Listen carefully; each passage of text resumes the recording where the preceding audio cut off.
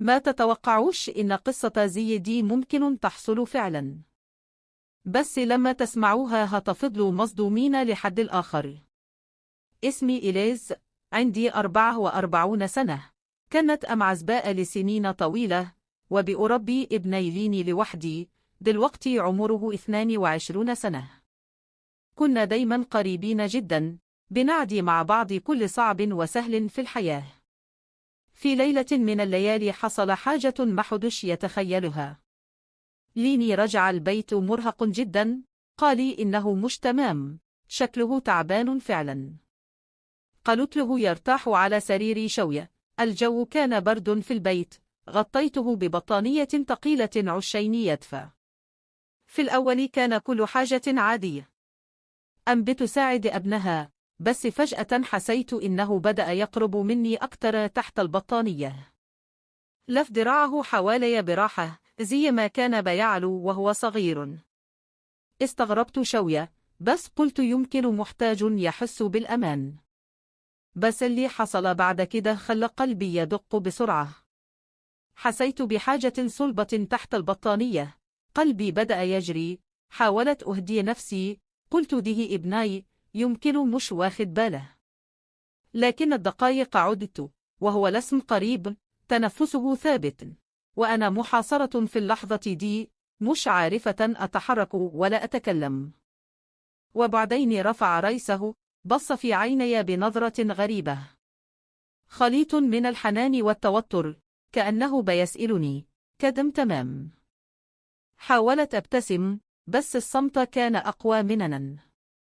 أيده لسم على ذراعي، أصابعه بتتحرك براحة، وكل لمسة بتوقظ حاجة جوايا مش فاهمها.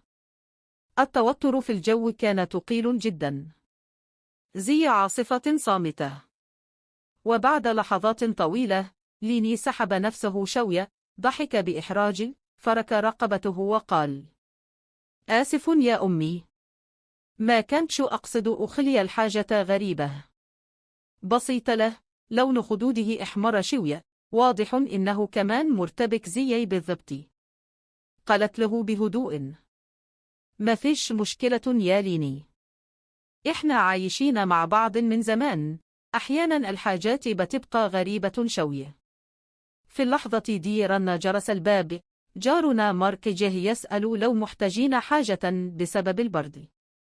لما دخل، حسيت بنظرة ليني علينا من بعيد، نظرة فيها حاجة قريبة من الغيرة، رغم إنه حاول يخبيها بسرعة.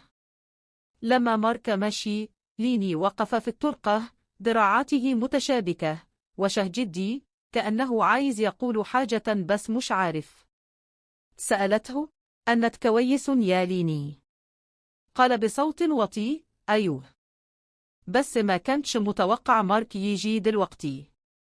وبعدين مشى لغرفته من غير كلام تاني، وقفل الباب وراه. وقفت مكاني، قلبي ثقيل، حاسة إن في حاجة كبيرة أتغيرت بينا، ولسه ما أتكلمناش عنها. بعد شوية، ليانا يخابط على بابي، دخل وقعد جنبي على السرير، وبص للأرض وقال بهمس: طمي، أنا مش عارف إن أعمل إيه بكل المشاعر دي.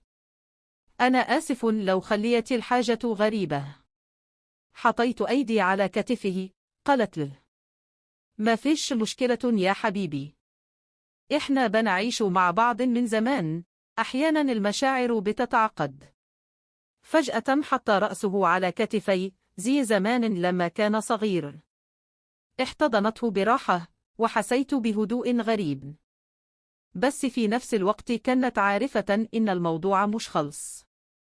لسه في مشاعر كتير محبوسة، وأسئلة كبيرة محتاجة إجابات. لو عزيزين تعرفوا إيه اللي حصل بعد كده، وإزاي تطورت الأمور بيني وبين ليني، اعملوا اشتراك في القناة دلوقتي عشان متفوتوش الجزء الجاي، واضغطوا على الجرس. القصة لسه فيها كتير. اشتركوا يا جماعة عشان نكمل مع بعض اللي جاء.